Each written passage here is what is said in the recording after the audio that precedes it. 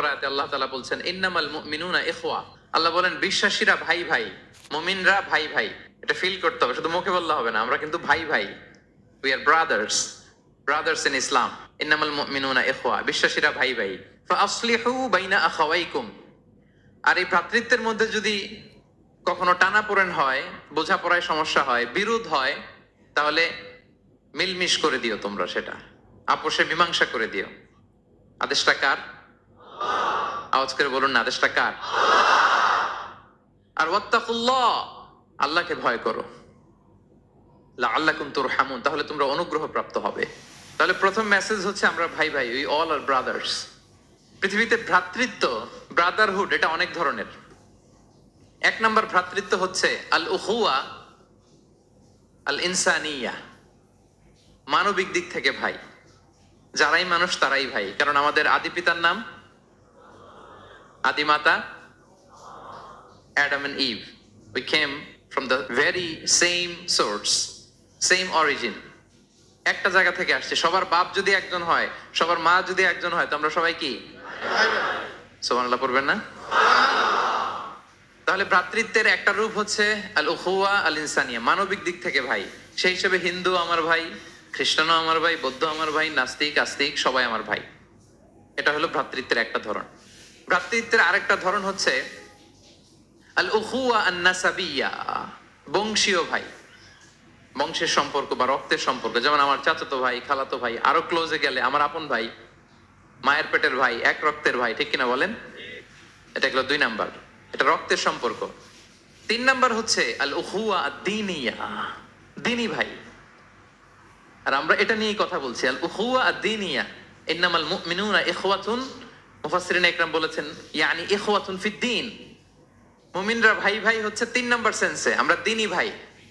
আমি আপনাদের কাউকে দেখি নাই, আমাকে হয়তো সোশ্যাল মিডিয়ায় দেখেছেন, কিন্তু সরাসরি হয়তো দেখেন নাই। কিন্তু এই যে আমাদের ভ্রাতৃত্ব, এটা দ্বীনি ভ্রাতৃত্ব, দ্বীনি ভাই। আমরা কি ভাই?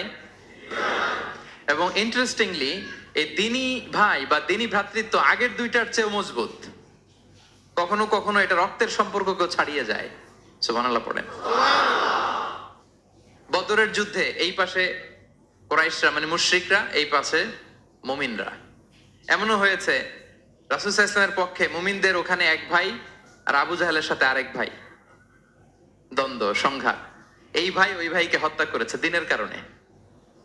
তার মানে দ্বীনি ভ্রাতৃত্ব এটা এত মজবুত, এটা মাঝে মাঝে রক্তের সম্পর্ককেও ছাড়িয়ে ছাপিয়ে উপরে উঠে যায়। আল্লাহু আকবার। এবং আমাদের দৃষ্টান্ত দিয়েছেন বিষ্ণু ইসলাম, তিনি বলেছেন তোমরা সবাই দ্বীনি ভাইয়েরা, সবাই মিলে এক দেহ এক প্রাণ। বিষ্ণুই বলেন মাসালুল মুমিনিনা ফি তাওয়াদ্দিহিম ওয়া তারাহুমিহিম ওয়া তাআতুফিহিম মাসালুল জাসাদ। মুমিনদের ভালোবাসা সম্পর্ক, এটার দৃষ্টান্ত হচ্ছে, পারস্পরিক ভালোবাসা সম্পর্ক হচ্ছে কামাসালিল জাসাদ, এটা একটা দেহের মতো। আমরা সবাই মিলে এক দেহ। দেহের কোনো অঙ্গ যদি ইনজুর্ড হয়, সারা দেহ যেমনি কষ্ট পায়, বিশ্বের কোথাও আমার কোনো দ্বীনি ভাই যদি কষ্ট পায়, আমাদের প্রত্যেকের হৃদয়ে রক্তক্ষরণ ঘটে। চিল্লায় বলেন ঠিক কিনা? আপনার পা কেটে গেছে, এখন আমরা কি এরকম ভাবি যে পা গেছে তো কি হয়েছে, পাই না কষ্ট পাবে, সারা দেহ তো ওকে? ব্যাপারটা কেমন? দেখবেন পা কেটে গেলে রাতে ঘুম আসে না, ওইটার ব্যথায় জ্বর চলে আসে, এরকম আছে না নাই?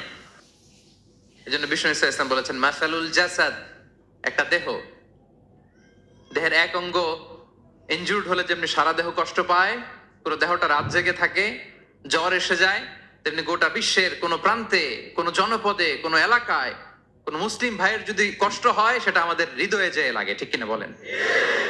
ফিলিস্তিনের ভাইয়েরা যদি কাঁদে, আমাদের ভালো লাগে?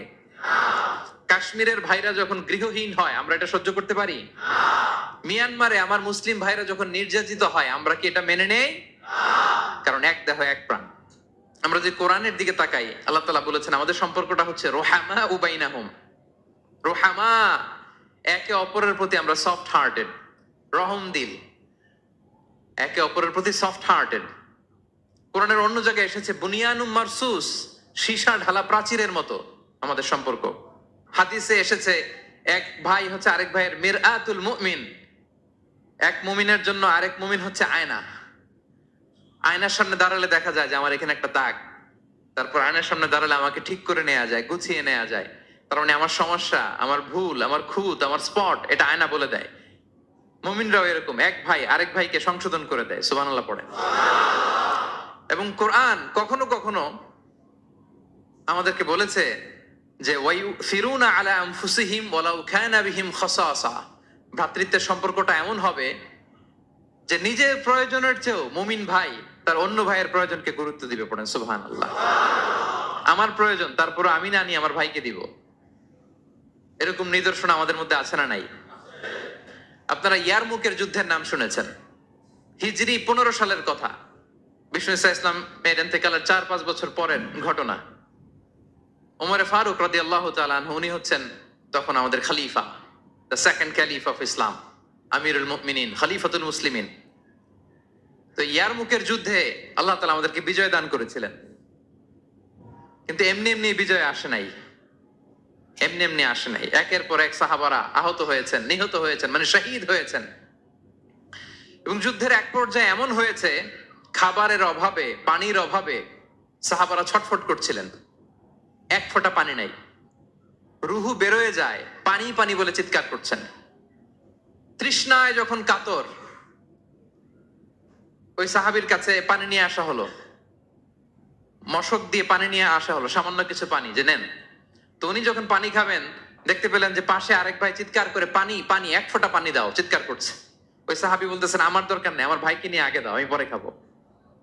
আল্লাহ। ওই দ্বিতীয় সাহাবীর কাছে যাওয়া হলো এই মশক নিয়ে, যে আপনি একটু পানি খেয়ে তার হৃদয়টাকে শান্ত করেন, ঠান্ডা করেন। তিনি যখন পানি মুখে নিতে যাবেন, পাশে আরেক ভাই চিৎকার করছে, পানি পানি, এক ফোঁটা পানি দাও। ওই সাহাবী বলেন, আমাকে না, আমার ভাইকে দাও, আমার আগে আমার ভাইকে দাও। ওই সাহাবার কাছে নিয়ে যাওয়া হলো যে আপনি আগে খান। ওই সাহাবীর কাছে পানির মশক নিয়ে যেতে যেতেই উনি শহীদ হয়ে গেলেন। আবার মশক নিয়ে দ্বিতীয় সাহাবীর কাছে আসতে না আসতে দ্বিতীয় সাহাবীও শহীদ হয়ে গেলেন। প্রথম যিনি চিৎকার করছিলেন তার কাছে আবার মশক নিয়ে যেতে না যেতে তিনিও শহীদ হয়ে গেলেন। সুবহানাল্লাহ পড়বেন না? ওয়ায়ুসিরুনা আলা আনফুসিহিম ওয়ালাউ কানা বিহিম খাসাসা, নিজেদের প্রয়োজন থাকা সত্ত্বেও মুমিনরা তার অন্য ভাইয়ের প্রয়োজনকে প্রাধান্য দেয়। আল্লাহু আকবার। এই হচ্ছে আমাদের ভ্রাতৃত্বের দৃষ্টান্ত। তার প্রথম মেসেজ হচ্ছে মুমিনরা ভাই ভাই, মুমিনরা। আর আমাদের দৃষ্টান্ত হচ্ছে এক দেহ এক প্রাণ। আওয়াজ করে, এক দেহ এক প্রাণ।